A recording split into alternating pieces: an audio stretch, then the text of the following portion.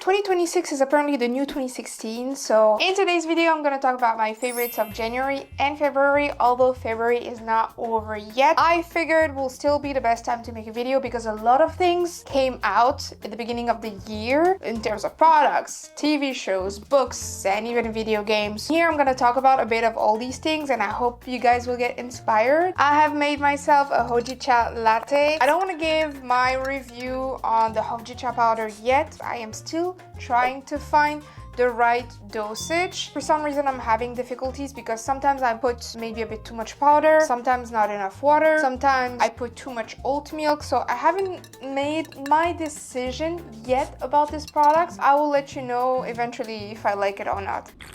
Right, let's start with products. In this category, we're gonna cover skincare, hair care, body care, etc, etc, okay? Okay. So far, what I've been loving since the beginning of the year is the entire collection from OGX, the Argan Oil of Morocco. Since left China, I've been trying to figure out what were the products I could find here in Europe that I couldn't necessarily find there. This line, Argan Oil of Morocco, leaves my hair so soft, like so soft and so easy to take care of. You can see that my hair right now, I've straightened them because I have curly hair. Usually when it's winter comes, when it gets cold, especially in the south of France, it gets more humid, and so I like to straighten them just to basically go on with my day a little bit faster, and I don't have to worry about hair treatments and curling them and products and all the things. So I like to go simple normally in winter, hence why I like to straighten them. And in here you can see that my hair are so soft, so shiny, and I made my mom try these products and she fell in love with it. She was like, where did you get this? By the way, I'll leave the link of all the product mentioned in the description below. It smells so good. It leaves your hair smooth, shiny, and moisturized. This combo is so good that I actually use less product that I normally do. In terms of mask, I actually fell in love with the Fino mask that I bought back in Japan, and I loved it so much that I kind of like stocked up, and I still have like a box left.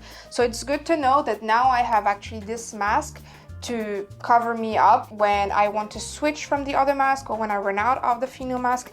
Now I can actually go for this one. I actually discovered the brand last year through their keratin line. That's why I actually had the keratin Brazilian line, but I think that the keratin, now that I think of it, might be a little bit too heavy on my hair because I have fine hair. They're curly and they're extremely fine, so I think it weights them down. My scalp seems also like breathing a little bit more. The water here is also hard water. This is also another topic I can definitely talk about, like the difference between the water in different countries. Me traveling to different places and like settling down in so many places, I saw basically a big journey and a huge difference on my hair. Next we have something that I actually bought originally from my mom. Saw it on social media and I saw that it was super viral, and my mom was looking for something for her fine lines and everything, and this on social media is known for being basically the Botox product because of the crazy results you can get from it. And it's a product from Korea. It's from the brand Max. I don't have the original product because it's my mom's, but I've been actually stealing a little bit from her, and I actually made a video about it on socials because of how much I love it. I'm in my early 30s and I'm starting to see some signs of aging, but nothing major. I think it's mostly like the under eye and maybe here. This product actually is quite surprising.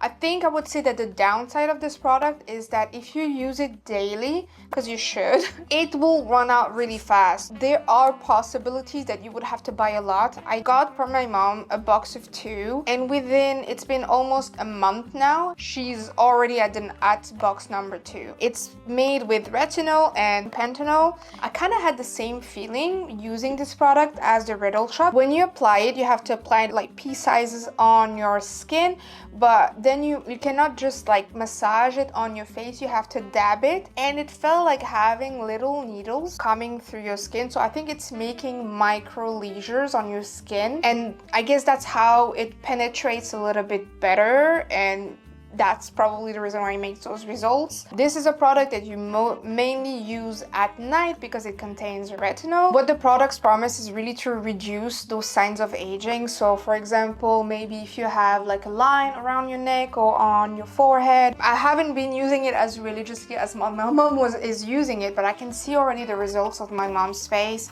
and it made me want to have it. Definitely gonna buy it again for her and for me this time. In the same category, we have the PDRN serum from Medipil. This is also a product that I have received as a YesStyle ambassador. So sometimes when I make purchase on YesStyle as part of the influencer program, they give me the opportunity to get products and to review them or to apply for campaigns about partnerships. So some of the products that I show you, I actually got them for free in exchange of a post or a review or like an opinion about it. And this one was sent to me to test it out and to give my opinion about it. I actually really liked it. This one is brand new, that's why it came out of the box, because I liked it so much that I ended up buying it for myself. What I loved about that product is that it had the same feeling as I mentioned with the Riddle Shot line from VT. When you're applying, it also gets that micro needling. That's also why I'm applying this at night. PDRN is known for being salmon's cements. And apparently it's great for your skin because it basically tightens your skin, it reduces the pore, reduces the fine lines. So again, a great anti-aging product. This one is 10,000 ppm, which is basically the amount of micro needles that are in, I cannot even call it micro needles, it's probably, I'll call it nano needles that are in the product. This is a serum compared to the other one, which is more of a cream, so you have to apply it before your moisturizing cream, but the results in them is the same. And for me, this kind of products are products that I would use in my night routine. If you're interested, by the way, in knowing what kind of product I use for my night routine, let me know in the comments. I may do like a night routine vlog another day so I can actually show you what I use at night. There's a lot of cool things that I do that helps me having a better skin in the morning. So yeah, let me know in the comments. Next we have, again for the face, this was actually my first PR package ever from How to Wonder, and I actually really wanted to try that cream because I heard so many good comments about it. So when I received it, I was so happy. I got the Black Rice Moisture Airlift Daily Sunscreen, and it was comboed with the Black Bamboo Daily Soothing Sun Shield. So if you're asking why did they send you two sunscreen, well actually the one is for applying before your makeup and this one can be considered almost as a primer, and this one is to apply after makeup, meaning that if you need a retouch during the day, all you have to do is basically twist and apply over your makeup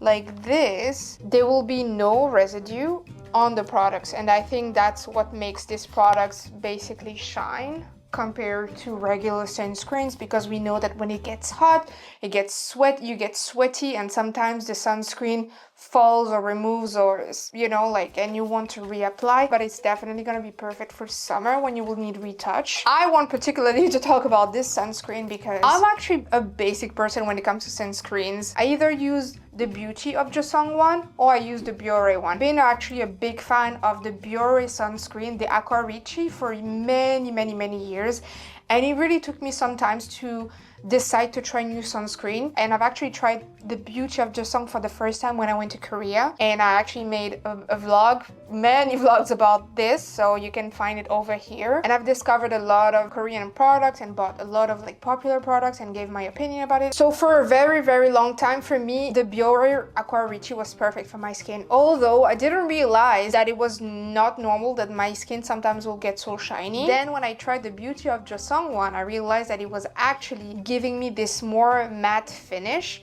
So I decided to basically bounce between the two depending on the day. If the day was more dry and cold, I will keep using the Biore, and if it was more of a normal day, I'll go for the Beauty of Joseon because I still feel like the Aqua Rich is more moisturizing. But now this one entered the party for being so moisturizing and yet having such a great finish on makeup, because I guess it's because you can also use it as a primer. It gives my skin a smoother finish. Like I've applied some foundation and I don't apply foundation. Like the most that I can apply as like some coverage will be a concealer, but that's it. I would say that usually when I put foundation, it will be for a very special occasion. And I don't have a lot of special occasions, so my foundation is very sitting in a drawer and I almost forget about it. That's why it's a favorite, and I'm actually glad that the brand sent me that product to give it a try, because I would have not buy it otherwise. Staying the theme of being cold and being winter and everything, something that has been helping a lot with the constant changing weather here in the south of France. One day it's gonna be raining and super humid, the other day it's gonna be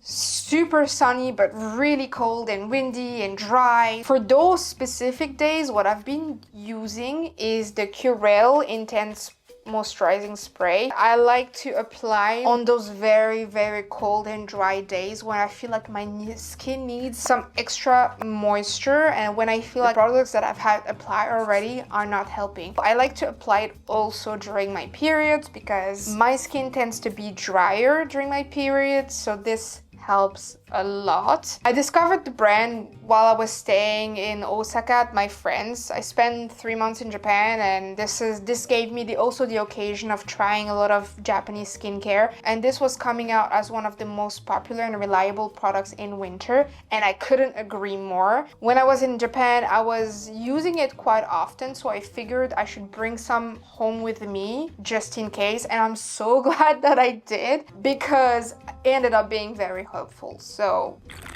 last product in the skincare, hair care, body care category. I don't know if it's the season. I don't know if it's the fact that my body is still readjusting to the European weather and environment and everything, but I actually have been having a lot of back knee, which is a first for me, and I've been struggling so much handling it, where I don't know where it comes from, because I do scrub my back and I still do my routines, or maybe it's the products that I'm using, maybe it's the water, I don't know, but I've been having difficulties handling that. And I saw on socials that using CeraVe could be a great option for your back knee, so I tried to look for the product specifically that is for your back, but for some reason in Europe you can't find it. The only one that was as close as possible to it is the Blemish Control Cleanser. It says that it's meant for blemish-prone skins. I figured that it was probably a good option because it also contains ceramide, salicylic acid, and niacinamide. And apparently these are the products that you need if you want to get rid of like acne and potentially back knees. So I've been using this pretty much every time I'm under the shower. And so far, I think it's helping. It's gonna take more time to see some results. I'll give you a final review on these products probably in a couple more months, because I don't think it's possible to remove it within a month. I don't know. I genuinely don't know. I can see a difference in my back, but has it got rid of everything? Not yet, but I still love it because I feel like it's doing something.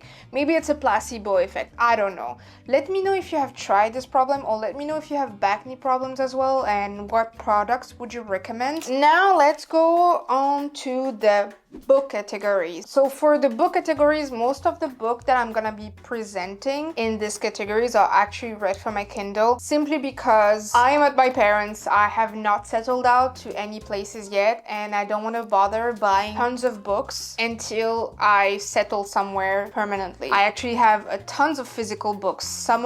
Most of them are still in boxes. Since I've moved out of China, I've been mainly reading on my Kindle, and this actually has been a game changer for me when it comes to reading. The Kindle is always in my bag. It's so convenient to know that you can read whenever and wherever you want. For now, books categories are mainly going to be from my Kindle. For the beginning of the month, I haven't read a lot of books compared to last year. I had to slow down a little because I was reading way too much and it was taking over my work time, but I still read a couple books over the beginning of the year. So the first one that I actually read was Book Lover from Emily Henry, and I think I can officially say that I've read all her books. Now, it was an enjoyable read. Some of her other books were my favorites, such as Beach Read or Happy Place or even Funny Story. I really loved it. In the books, you follow two sisters going on a trip together, and the purpose of this trip is to check off things that are on her sister's list to make it basically epic, and a lot of things happens. I don't know if I'm really good at giving synopsis from books. What I can tell you is you're gonna laugh, you're gonna giggle. This book is definitely a good rom-com, and she has a way of describing emotion that I just love so much. Emily Henry is definitely my first recommendation. The second book that I read so far since the beginning of the year is book 5 of Zodiac Academy. The reason why I'm mentioning it is because my favorite part of reading this book is doing immersive reading,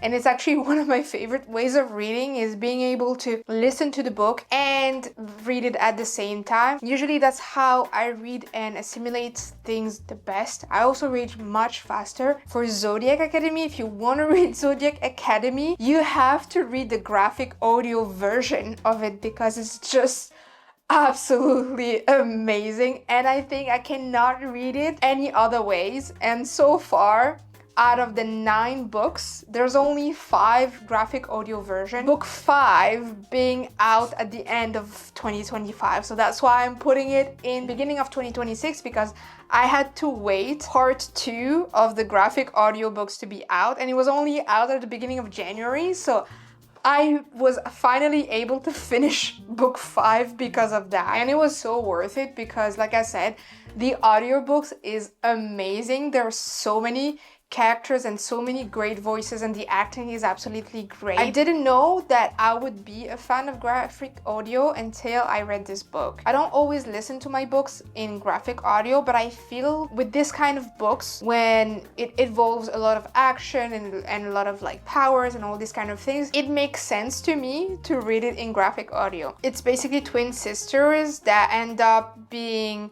Harry Potter. That's how I like to call it, because somebody picks them up and tell them, or you are the ones and you have to come back to the world of Fae. They end up coming to the world of Fae because they find out that they are princesses. They had no idea that they were Fae, and in order to reclaim their thrones, they have to graduate from the Zodiac Academy. So not only there is the Fae fantasy aspect, but there's also vampire, werewolf, and zodiac signs involved in the mix. I didn't know I needed this kind of books until I read it, and what I love particularly in this book is how well thought is the world building. I don't want to go too much into details about this book because there's so much happening and there are so many characters involved in the book, but this is basically the synopsis, I would say, kind of. There's so much happening, and like I said, we're in book 5, so there's a lot of stakes, and the cliffhanger at book 5, and I don't know how long I'm gonna have to wait until the audiobook version of book 6 is coming out, but I'm gonna wait because I feel like now that I started to read the book this way, I cannot read it otherwise. And I'm also gonna mention that I'm actually glad that I read it this way, because when I read book 1, I was pretty close to DNF'd it because it was too high schooly for me, but I'm glad that I actually did not DNF'd it, and these are the only 2 books I read. One of the things that I start to read again is actually mangas. I'm not gonna give you a full list here because I'm not sure if some of you are a fan of mangas. The only manga I'm going to mention that I start reading and I absolutely love is Witch Hat Atelier. Basically, we're taking out in the world where this little girl, Klook, dreams to become a witch, but in this world, you only become a witch by blood. And then one day she will find a book and discover the secret of making magic, and she's gonna try to do it herself, and a lot of things happen. I'm gonna leave it here because so many things are happening. Again, I don't want to go into details, and this is something that I started to incorporate into my reading since the end of last year. I missed reading manga, and I used to read mangas when I was a teenager, and the fact that I'm now doing it makes me really happy. I finally finished reading the last volume of Komi Can't Communicate, which is a Netflix anime, by the way. I have the light right off my face right now is like shining bright. The sun is going down. I'm talking already way too much. Now let's move on to the TVs and movies. The beginning of the year didn't seem like it, but it was packed with a lot of good stuff. One thing I actually was so excited for was to watch on Netflix People We Meet on Vacation from Emily Henry. It's her first adaptation from a book, pretty close to what the book is, although they made some changes. I would say that it's an enjoyable rom-com and I will definitely recommend it if you haven't watched it.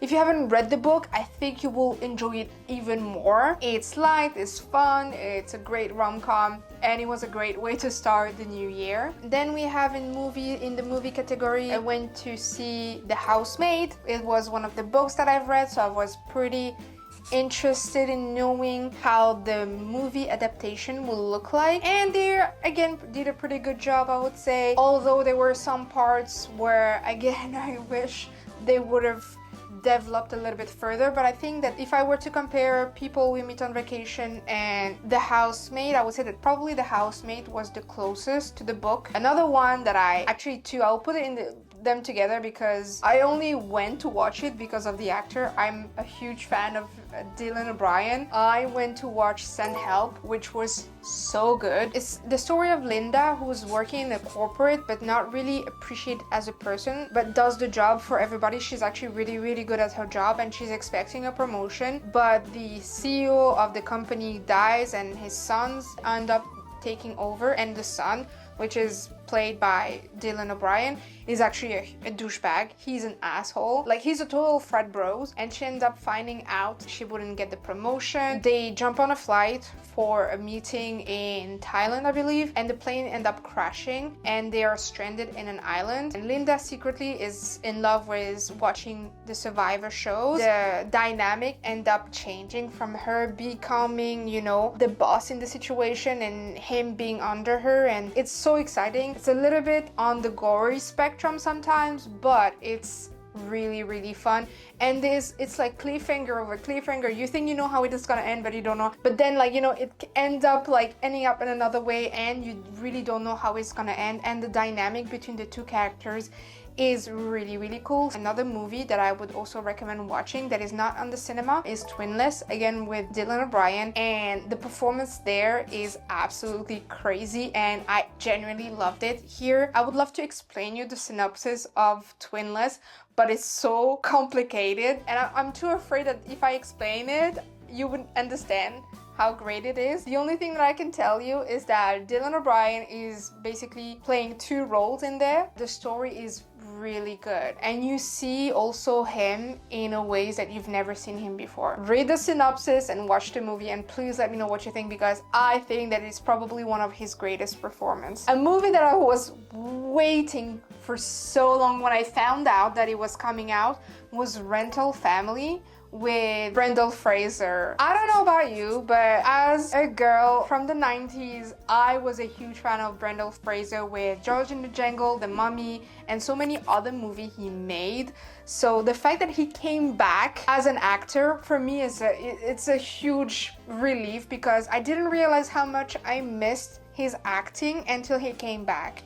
And he actually did a great performance in Rental Family. Rental Family is the story, we follow the story of this American man living in Japan who's trying to find jobs and navigating the Japanese life, and he ended up being hired. Well, he's an actor in Japan, and he's basically, since one of his big break, he's been struggling finding jobs that are in the same category. So he's been accumulating small jobs until one day he's been hired to be an actor in real life for people. And basically you discover him understanding the Japanese culture differently, but also even his role as an actor, the meaning of the role as an actor, and how society sees the rental of people for certain things and why. And I find it so interesting, because if you don't know, in Japan and some other Asian country, it's normal to hire people to cover certain roles. You can hire someone to be your boyfriend, to be your father, to be your uncle, to cover you for specific events. If you need a +1 or supposedly your boyfriend for a wedding, it's kind of known and normal in the Japanese culture.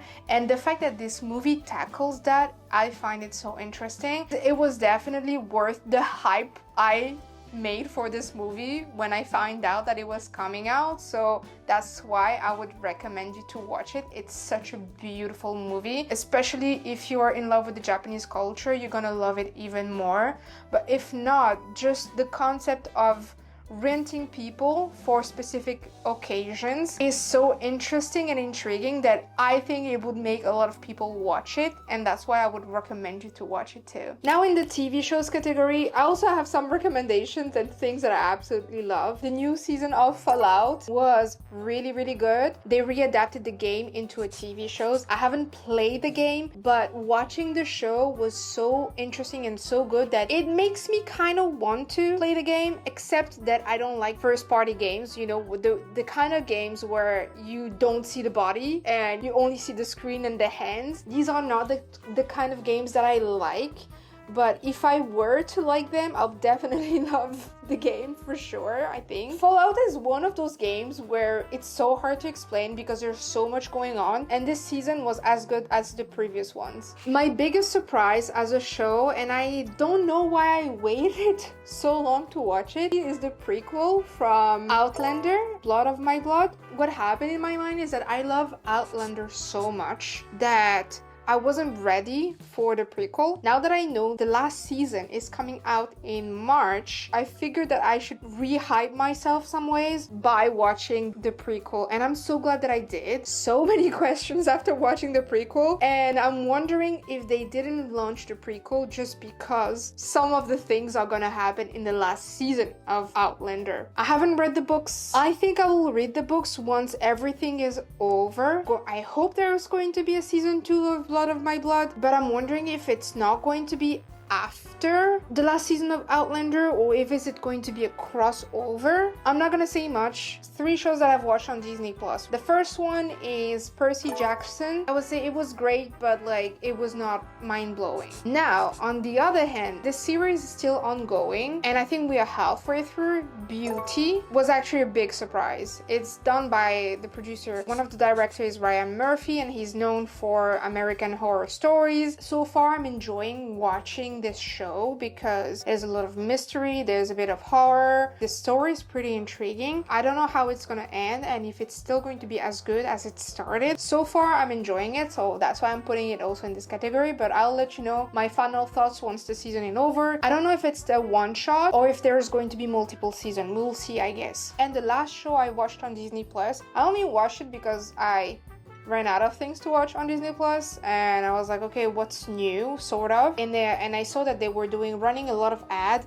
on this show called Paradise because the season 2 is coming out very soon. So I was like, you know what, let me watch season 1 and see what it is about. It's very interesting because you see that there's a lot of secrets, people lying, and also you discover that things are not as great as it seems. Basically a great thriller mystery, you know, like detective-ish kind of TV shows. I like the trope of people being locked out and thinking that they are the only survivors, but maybe we don't know, there's maybe more. Maybe it's possible to live outside again and not staying in this bunker under a mountain kind of thing. So I enjoyed season 1 and I think I'm gonna watch season 2. I'm curious to see where the show is going afterwards. And lastly, in the TV shows category, we're obviously going to talk about Bridgerton. The latest season part 1 came out. I see a lot of people online loving it because it has this Cinderella inspired story. This is particularly the reason why I'm finding it okay. I think like with the other season, what was so fun is that they were original stories and there was no inspiration taking it from, or at least to me it wasn't that obvious, whereas this season it's so obvious that it makes me think, this is something that I've seen already. I'm not saying that like seeing an inspiration or adaptation from Cinderella is bad, but because it feels sorts of deja vu compared to the other seasons, I'm like, Well, season 2 is probably still my favorite with Anthony. So I guess when you see how massive and how impactful the previous season were, season 4 feels like yeah, I'm gonna watch it. It's nice. I'm enjoying it, but it's not mind-blowing to me. Let me know if you've watched it and let me know what you think of it. So far, yeah, I think it's okay. Next category is going to be video games, and this one is going to be pretty quick because I haven't played a lot of games in the beginning of the year. There are only 2 games. One is on my Steam Deck and is basically playing Final Fantasy X. I don't know why, but since the beginning of the year, I have this urge of playing Final Fantasy games. So I was like, might as well start with Final Fantasy X since it's one of the games that I remember the most from Final Fantasy. I think eventually throughout the year, I'll try to play all those old games. But I've also been playing on my Switch.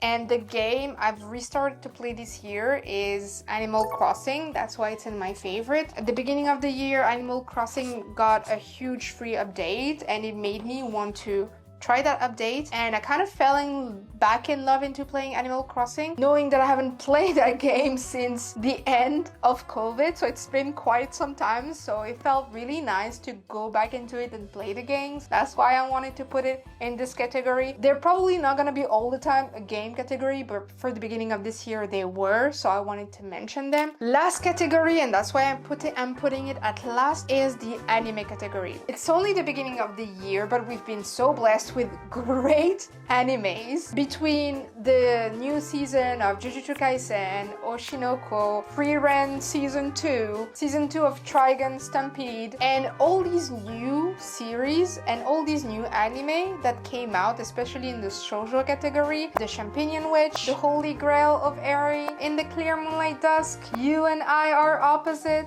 The Villainess is Adored by the Prince from the Neighbor Kingdom. Yeah, that one was very long. Hanakimi, that it's been a while. I've been waiting for an anime version of it since I have all the mangas at home. And Tomo's B-sides. Oh, like I'm watching so many animes. It doesn't cover only one category, but really a huge variety of anime. And I wasn't expecting to find so many great shows at the beginning of the year. And I know that 2026 in terms of anime is going to be amazing.